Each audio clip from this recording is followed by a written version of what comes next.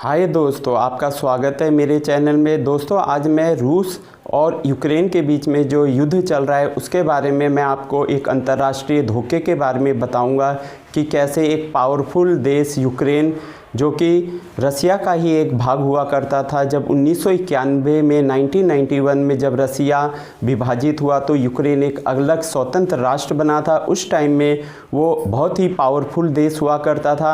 आप कह सकते हैं कि लगभग वो तीसरी सबसे बड़ी महाशक्ति था। तो अब मैं ये कैसे बोल रहा हूँ कि वो उस समय में तीसरी बड़ी महाशक्ति था और आज जो है वो रसिया के सामने, रूस के सामने टिक भी नहीं पा रहा है। तो इसके पीछे एक बहुत बड़ी अंतर्राष्ट्रीय एक धोखा था, उसके बारे में मैं आपको बताऊंगा।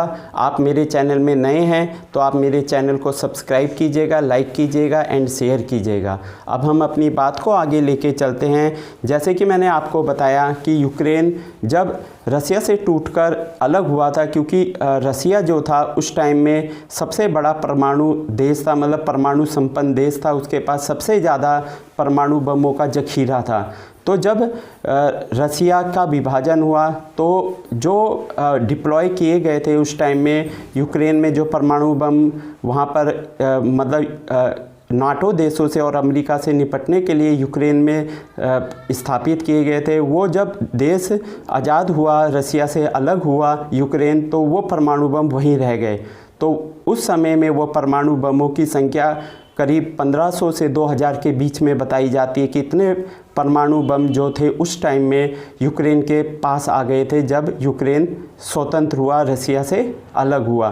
फिर ऐसा क्या हुआ कि आज के टाइम में जो है यूक्रेन के पास एक भी परमाणु बम नहीं है और वो जो है पूरी अंतर्राष्ट्रीय बिरादरी से, बड़े बड़े देशों से, भारत से और बाकी सभी देशों से मदद की गुजारिश कर रहा है। मैं आपको एक और भी कंपेयर करके बताऊंगा, एक तुलना करूंगा कि कैसे भारत एक शक्तिशाली देश बन गया, एक गरीब देश से एक शक्तिशाली देश बन गया, परमाणु संपन्न देश बन गया, और कैसे यूक्रेन जो है एक शक्तिशाली परमाणु संपन्न देश से एक बहुत ही ज़्यादा मतलब शक्तिहीन देश बन गया है, जो कि अभी जैसा युद्ध रूस के साथ चल रहा है उसको देखकर तो ऐसा ही लगता है, राइट। तो अब हम अपनी बात को आगे बढ़ाएंगे कि जब यूक्रेन आज़ाद हुआ था वो 1991 का साल था, 1991 में, राइट। तो उस समय में क्या हुआ कि जब वो अलग हुआ तो उसके पास करीब 2000 परमाणु बम हुआ करते थे।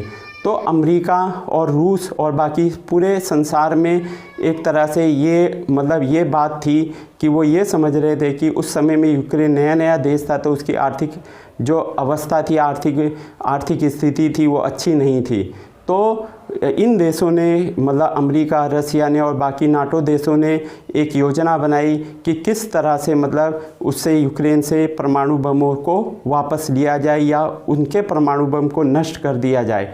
तो उन्होंने एक योजना के तहत 1994 में 1994 अमेरिका, रसिया ने मतलब मिलकर एक एग्रीमेंट करा यूक्रेन के साथ, जिसमें ये कहा गया कि मतलब किस तरह से उसके परमाणु बमों को नष्ट किया जाए।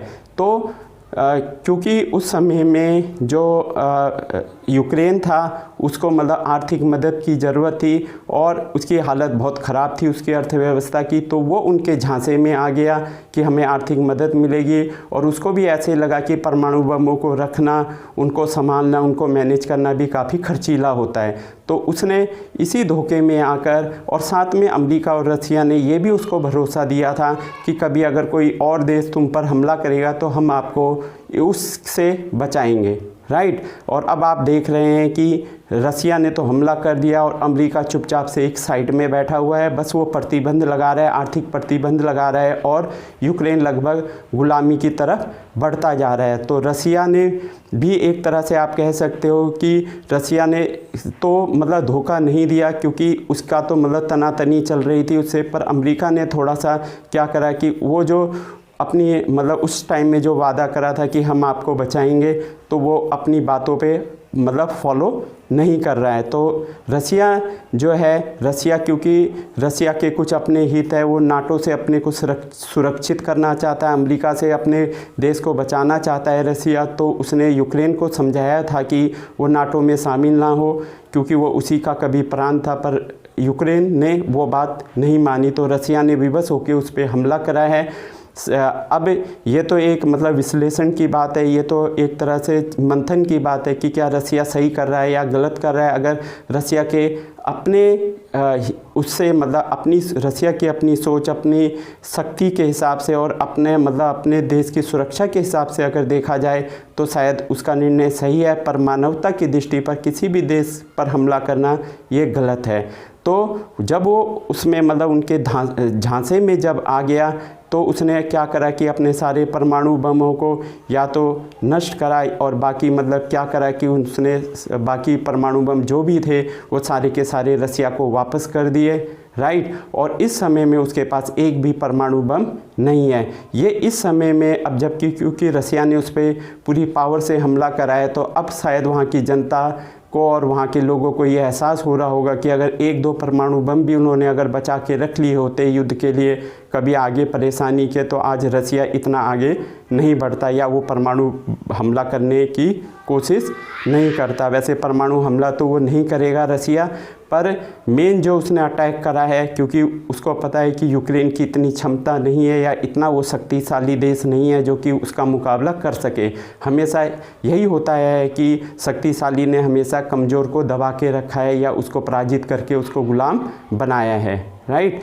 तो अब मैं आपको बताऊंगा कि कैसे मतलब कि भारत और जो रूस है दोनों में मतलब काफ़ी मतलब पुराने टाइम से अब दोस्ती चली आ रही है। तो वो दोस्ती मतलब दोनों ने एक दूसरे की टाइम पर मतलब साथ दे के निभाया भी है। पर अब मैं आपको एक और कंपेयर करके बताता हूँ कि कैसे एक भारत कभी एक काफ़ी पिछड़ा देश था, गरीबी थी, और आज के टाइम में भारत कैसे संपन्न देश बनता जा रहा है और साथ में एक परमाणु संपन्न देश भी है। और जो यूक्रेन था वो परमाणु संपन्न देश से कैसे आज दर दर भटक रहा है, अपनी सहायता के लिए अपील कर रहा है कि कोई देश उसकी मदद करे, सैन्य मदद पहुंचाए। तो अब मैं आपको दोनों का कंपेयर बताता हूं। 1998 में जब वाजपेयी जी प्रधानमंत्री थे तो उन्होंने पूरी अंतर्राष्ट्रीय बिरादरी को, पूरे अंतर्राष्ट्रीय समूह को, नाटो को, अमेरिका को, सभी देशों को मतलब एक तरह से नाराज करके भारत में परमाणु बम का परीक्षण किया गया पोखरण में, और भारत ने अपने आप को परमाणु संपन्न देश, परमाणु पावर घोषित किया। और आज का टाइम ऐसा है कि कोई भी, यहाँ तक कि रसिया, अमेरिका या चाइना या पाकिस्तान, कोई भी भारत पर हमला करने की कोशिश नहीं कर सकता है, राइट। तो ये सब मतलब वो जो परमाणु बम का 1998 में परीक्षण हुआ, ये सब उसी का कमाल है कि बस छोटी मोटी झड़पें तो हो सकती है या होती रहती हैं, पर कभी भी कोई बड़ा युद्ध अभी तक नहीं हुआ है। कोई भारत पर हमला करने की सोच भी नहीं सकता है। वहीं यूक्रेन जो कि जिसके पास की परमाणु बम भी थे, तो उसने क्या करा कि अपने परमाणु बमों को नष्ट करवा दिया, अपने परमाणु बम रसिया को दे दिए, और आज वो जो है गुलामी की कगार पर खड़ा है। वो बेशक लड़ने का दावा करते हैं और हो सकता है कि लड़ाई लंबी भी चले, छद्म युद्ध होता रहे, पर मेन तो बात यह है कि शायद जो यूक्रेन है 2-4 दिन ही मतलब रह सकता है या 1-2 दिन में ही वो जो है मतलब एक तरह से रसिया के अधीन हो जाएगा।